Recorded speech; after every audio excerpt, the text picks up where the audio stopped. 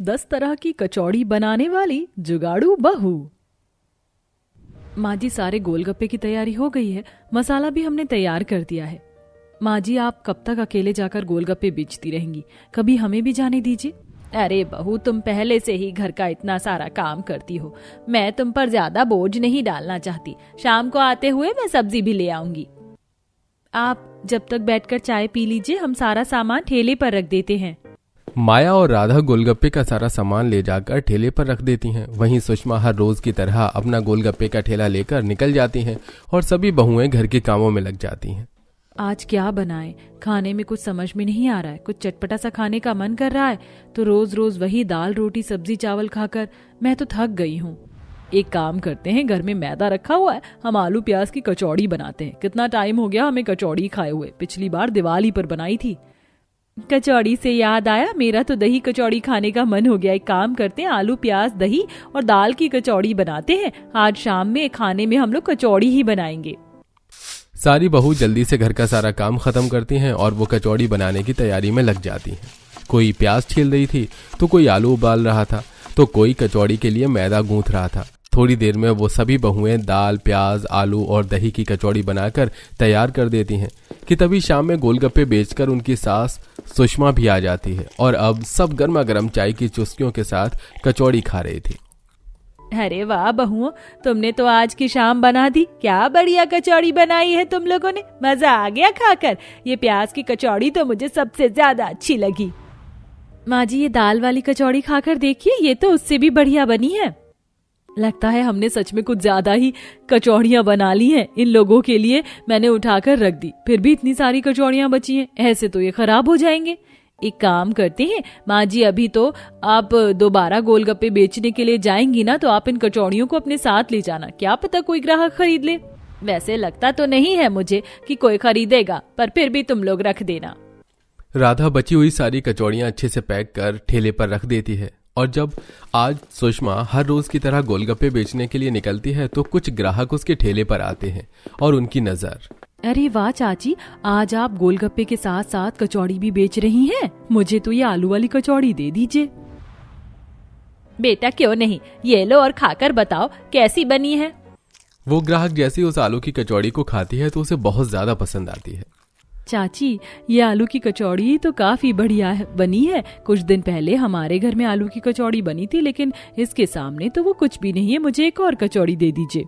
देखते ही देखते कई सारे ग्राहक सुषमा के ठेले पर आते हैं और आज गोलगप्पे खाने के बजाय वो सब उन सारी कचौरियों को ही खाते हैं, जिससे सुषमा की काफी अच्छी कमाई होती है और वो घर आकर ये सारी बात अपनी 5 बहुओं को बताती है।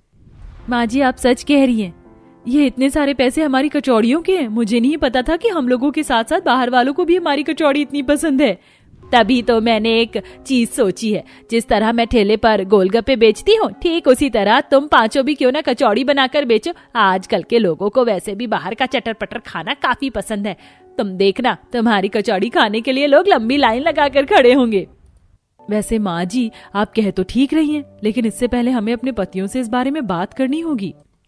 थोड़ी देर में जैसे उन सबके पति आते हैं तो 5 बहुएं उन्हें सारी बात बताती हैं और अब वो भी इस बात के लिए मंजूरी दे देते हैं। जतिन अपने किसी दोस्त से किराए पर ठेला ले लेता है। वहीं अगले दिन वो सभी बहुएं प्याज दाल आलू और दही की कचौड़ी बनाकर तैयार कर देती हैं और शाम होते ही अपना कचौड़ी का ठेला लेकर अलग अलग जगह पर घूमती हैं। आइए आइए और चटपटी मसालेदार कचौड़ियाँ खाइए। इन कचौड़ियों के सामने तो मोमोज भी सब चाय कम पानी है। आइए आइए और चटपटी कचौड़ियाँ खाइए, सिर्फ 20 रुपए प्लेट, 20 रुपए प्लेट। मुझे 2 आलू की कचौड़ी और 1 प्याज की कचौड़ी दे देना। मेरे लिए तो 1 दही की कचौड़ी की प्लेट बना दो। धीरे धीरे कर उन सभी 5 के ठेले पर अब कचौड़ी खाने के लिए लोगों की लंबी लाइन लग जाती है। लगता है आप लोग यहाँ पर अपना कचौड़ी का ठेला लेकर नए नए आए हैं। इससे पहले तो मैंने आपको यहाँ पहले कभी नहीं देखा। वैसे आपकी कचौड़ियाँ हैं तो बड़ी लाजवाब। इन्हें खाकर तो मुझे पूरे मेरे गांव की कचौड़ियाँ याद आ गई। वहां पर भी बाजार में बिल्कुल ऐसी ही कचौड़ियाँ मिलती थी। यार, तूने ये दाल की कचौड़ी खाई है? एक बार खाकर तो देख। वैसे मुझे पहले ये कचौड़ी बिल्कुल भी पसंद नहीं थी, लेकिन अब तो ये मेरी मनपसंद बन गई है। मेरे लिए 2 प्लेट पैक भी कर देना। भाई साहब, आप लोगों में से जिसको कचौड़ी पैक करवानी है वो इस तरफ आ जाइए, जिसको खानी है वो इस तरफ आ जाइए। जहां दो बहुएं ग्राहकों के ऑर्डर ले रही थीं तो वहीं दो बहुएं गर्मा गर्म कचौड़ियां तल रही थीं। वहीं बची एक कचौड़ियों को लोगों की लड़ाइयां चल रही थीं। एक दिन में ही उन पांचों बहू की शादी से ज्यादा कचौड़ी बिक बिक कर खत्म हो जाती हैं। मुझे लगा नहीं था कि एक दिन में ही हमारी इतनी सारी कचौड़ियां बिक जाएंगी और हमारी इतनी कमाई होगी। यकीन तो मुझे भी नहीं हो रहा। चलो आज घर में मिठाई लेकर चलते हैं और साथ ही साथ रास्ते में मंदिर में जाकर नारियल भी चढ़ा देंगे। पांचों बहुएं भगवान का शुक्रिया अदा करते हुए मंदिर जाती हैं और वो नारियल चढ़ा देती हैं। वहीं घर आते हुए वो आज सबके लिए गुलाब जामुन लेकर आती हैं, जिसे खाकर सभी काफी खुश होते हैं। और अगले दिन से और फिर से सभी बहुएं सुबह ताज़ा ताज़ा ढेर सारी कचौड़ियां बनाती हैं और उन्हें लेकर अपने ठेले पर निकल जाती हैं। और इसी तरह हर रोज कचौड़ी बेच बेच कर उन पांचों बहू ने काफी सारे ग्राहक जोड़ लिए थे। आप बहुत देर से सभी कचौड़ियों को देखी जा रही हैं। बताइए आपको कौन सी कचौड़ी चाहिए? आपके पास मटर और हींग की कचौड़ी नहीं है? मुझे तो मटर की और हींग की कचौड़ी ही खानी पसंद है। हमारे पास तो सिर्फ 4 तरह की कचौड़ी है, हींग और मटर की नहीं है। आप ये वाली खाकर देखिए, ये आपको काफी पसंद आएगी। तारा के कहने पर वो ग्राहक दूसरी कचौड़ियां टेस्ट कर लेती हैं, लेकिन उसके चेहरे से साफ साफ पता चल रहा था कि उसे मटर और हींग की ही कचौड़ियां खानी है, जिसे लेकर अब शाम को सभी बहुएं बात करती हैं। उस कस्टमर ने आलू की कचौड़ी खा तो ली थी, लेकिन उसका उदास चेहरा देख मुझे तो बिल्कुल भी अच्छा नहीं लगा। काश हम हींग और मटर की भी कचौड़ी बेच पाते। सुबह से मेरे पास 2 कस्टमर आए कचौड़ी खाने के लिए। उन्हें ड्राई फ्रूट और मावा की कचौड़ी खानी है, लेकिन हम तो बस 4 तरह की ही कचौड़ियां बेचते हैं। तो क्या हुआ, अब हमारे पास ठीक ठाक पैसे भी हैं। मैं सोच रही हूँ कि अब इन कचौड़ियों के अलावा भी और तरह की कचौड़ियां बनाते हैं। कचौड़ी खाना सभी को पसंद है, लेकिन किसी को प्याज की पसंद है तो किसी को पनीर की। अगर हमारे पास हर तरह की कचौड़ी उपलब्ध होगी तो ग्राहक हमसे जुड़ेंगे और खुश होकर ही जाएंगे। आप सभी बहुएं अपने पास रखे हुए उन पैसों से कचौड़ी बनाने का और सामान लेकर आती हैं और अब वो सभी मिलकर अलग अलग तरह की हैं। जहां पहले इनके पास सिर्फ प्याज, आलू, दाल की कचौड़ी थी, ड्राई फ्रूट की कचौड़ी, पनीर कचौड़ी, इसी तरह कुल मिलाकर उनके पास अब 10 अलग अलग तरह की कचौड़ी थी। अरे वाह, आपके पास इतनी तरह की कचौड़ियां हैं।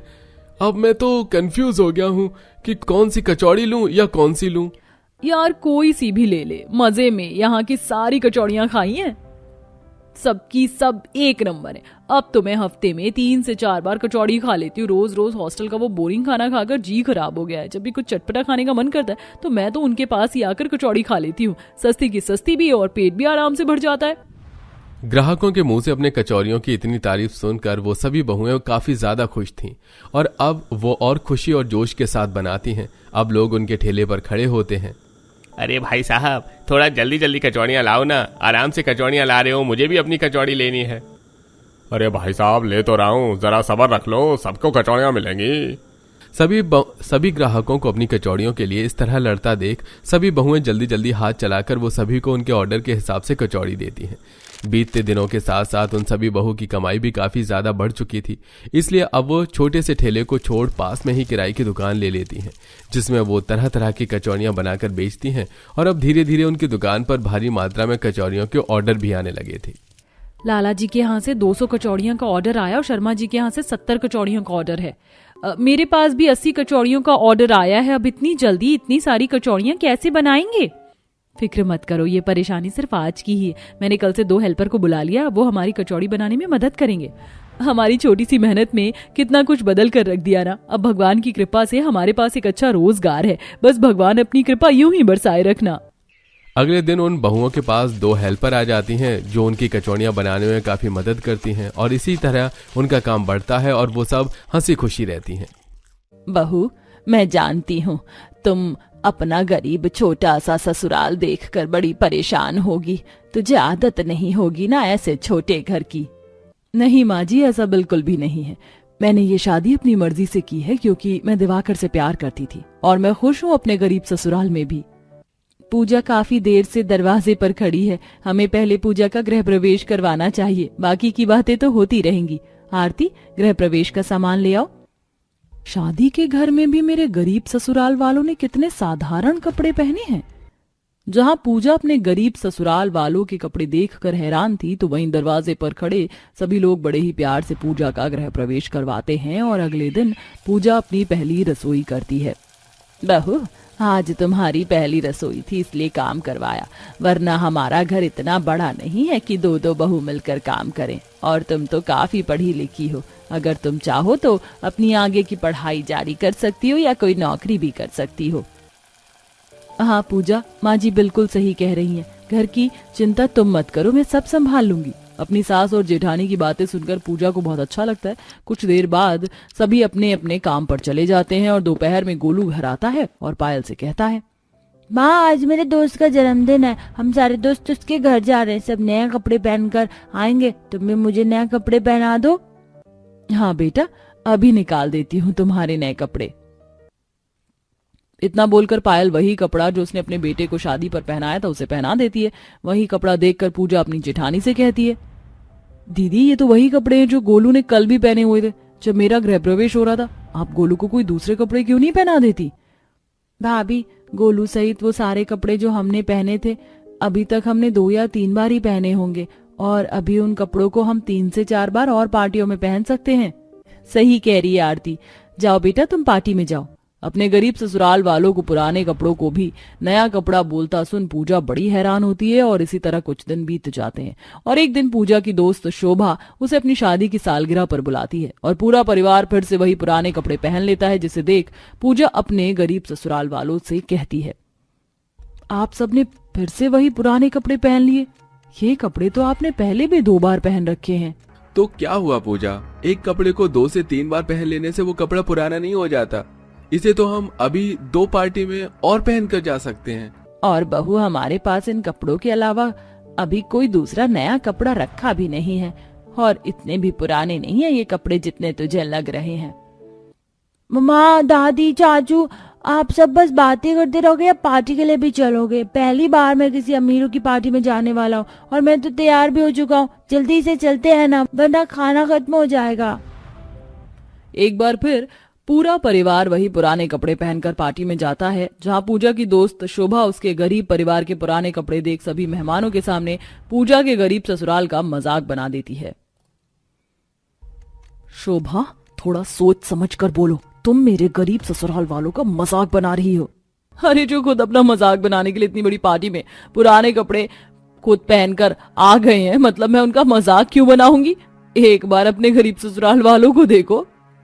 भाभी, मुझे लगता है हमें यहाँ से चलना चाहिए। हमें माफ कर दो, हम आपकी अमीर दोस्त की पार्टी के लायक ही नहीं थे, हमें यहाँ नहीं आना चाहिए था। अपने गरीब ससुराल वालों की बेइज्जती पूजा बर्दाश्त नहीं कर पाती और वो अपने पूरे ससुराल वालों के साथ घर आ जाती है और नौकरी करने का फैसला करती है। क्योंकि उसने पहले भी नौकरी के लिए अप्लाई किया हुआ था, इसलिए जैसे ही उसे नौकरी का ऑफर मिलता है वो ऑफर को ना ठुकरा कर काम करने लगती है। समय यूं ही गुजरता है और देखते ही देखते कुछ महीने बीत जाते हैं। और ऐसे ही एक दिन, अरे पूजा बेटी, शादी करके अपने माता पिता को भूल गई क्या? मानते हैं कि तेरी शादी से हम खुश नहीं हैं, पर इसका मतलब ये तो नहीं कि हम अपनी बेटी से रिश्ता तोड़ देंगे। पापा, मैं बिल्कुल ठीक हूँ और मुझे अच्छा लगा आपने मुझे फोन किया। पूजा बेटा, तूने हमारी एक न सुनी और उस गरीब से शादी कर ली, पर मैं तो तेरा बाप हूँ, अपनी बेटी को भूल थोड़े न सकता हूँ। तू भूल गई तो क्या, पर मुझे अपनी बेटी आज भी याद है। 1 हफ्ते बाद तेरी मम्मी और मेरी शादी को 25वीं सालगिरह आ रही है। ग्रैंड पार्टी करूंगा मैं, तो तू अपने पूरे परिवार के साथ पार्टी में जरूर आना। अपने पिता से बात करके पूजा को बहुत अच्छा लगता है और वो इस बारे में सभी घर वालों को बताती है। ये खबर सुनकर पूरा परिवार बहुत खुश होता है और देखते ही देखते 3 दिन बीत जाते हैं और पूरा परिवार पार्टी में जाने के लिए अपने वही पुराने कपड़े धो के रख देते हैं। और शाम को पूजा जब ऑफिस से घर आती है तो वही तार पर पुराने कपड़ों को देख अपने घर वालों से कहती है, ये क्या, आप सबने वही पुराने कपड़े फिर से क्यों निकाल लिए? बहू, ऐसा मत बोल, वो कपड़े पुराने नहीं हैं, उसे हमने सिर्फ 4 बार ही पहना है, 1-2 बार और पहन सकते हैं। माँ जी, एक ही बात सुन सुनकर मैं थक चुकी हूँ। वो कपड़े पुराने हो चुके हैं, अब आपको पार्टी में जाने के लिए दूसरे कपड़े लेने होंगे। पर भाभी, हम दूसरे कपड़े कहाँ से लाएंगे? हमारे पास इतने पैसे भी नहीं है अभी। मैं दिलाऊंगी आप सबको कपड़े। मैं पिछले 4 महीने से कमा रही हूँ और आप लोगों ने मुझसे 1 रुपया नहीं लिया। मैंने इतने पैसे जमा कर लिए कि मैं अपने ससुराल वालों को पार्टी में पहनने के लिए नए कपड़े दिला सकूं। सच में चाची, पार्टी में मैं नए कपड़े पहन कर जाऊंगा, मैं तो बहुत खुश हूँ। हाँ गोलू, अब आप सब तैयार हो जाइए, हम आज ही शोरूम जाएंगे और आप सब अपनी पसंद के कपड़े लेंगे। इतना बोलकर पूजा अपने गरीब ससुराल वालों को अपने साथ एक बड़े से शोरूम में ले आती है, जहां वो सबसे पहले गोलू को और अपनी नंद को उनकी पसंद के कपड़े दिलाती है।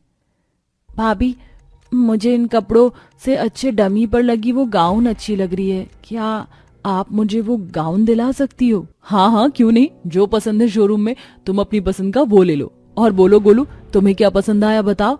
हाँ चाची, मुझे ये वाला टी शर्ट और पैंट लेना है। ठीक है, ले लो। माँ जी, जेठानी जी, आप दोनों भी लीजिए ना अपने लिए। मैंने तो दिवाकर जी के लिए ये पसंद कर लिया है, कोट पैंट। कहीं और चलते हैं, यहाँ सब बहुत महंगा है। पूजा अपनी जेठानी और सास को काफी फोर्स करती है, पर फिर भी पायल और शांति अपने लिए कपड़े नहीं लेती, जिसके बाद पूजा अपने परिवार वालों को दूसरी दुकान में ले जाती है और वहां खुद अपनी जेठानी और सास के लिए एक साड़ी पसंद करती है। माँ जी, दीदी, आप दोनों के ऊपर ये ड्रेस बहुत अच्छी लगेगी, आप ये वाली साड़ी ले लो। पूजा, ये तो बहुत महंगी है और मैं भी सस्ती सी साड़ी ले लेती हूँ ना अपने लिए, मुझे बुढ़िया के कपड़े कौन देखेगा। महंगी है तो क्या आपकी अमीर बहू दिला रही है, बेफिक्र होके ले लो। 2 दिन बाद पार्टी में भी जाना है और सबको दिखा देना वहां पर कि हम भी किसी से कम नहीं है। इस तरह पूजा अपनी बचाई हुई सैलरी अपने घर वालों को कपड़े दिलाने में खर्च कर देती है। 2 दिन बाद पूरा परिवार पूजा के मायके जाता है और पार्टी को एंजॉय करता है, जहां सभी लोग उनके कपड़ों की खूब तारीफ करते हैं। अरे पूजा, मैंने तो सुना था तेरे ससुराल वाले बहुत गरीब है, पर उनके कपड़े देखकर तो लगता नहीं है कि वो गरीब हैं। आंटी जी, इंसान की अमीरी गरीबी कपड़ों से जज नहीं की जाती है। वैसे यहाँ पर और भी कुछ लोग हैं जो मेरे ससुराल वालों को देखकर जल गए होंगे। क्यों, सही कहा ना मैंने शोभा? देख रही हो, मेरे ससुराल वालों ने तुम्हारे घर वालों से अच्छे कपड़े पहने हैं आज। पूजा की बात सुनकर शोभा जल जाती है और वहां से मुंह बनाकर चली जाती है। इस तरह पूरा परिवार पार्टी एंजॉय कर रात को अपने घर आ जाते हैं और घर जाकर सब पूजा को थैंक यू कहते हैं। शुक्रिया पायल, मैंने आज से पहले कभी इतना अच्छा कोट पैंट नहीं पहना। हाँ बहू, तेरा शुक्रिया, ये साड़ी बहुत अच्छी है, सबने बहुत तारीफ की। हाँ देवरानी जी, मुझसे तो सब ये पूछ रहे थे कि साड़ी कहाँ से ली।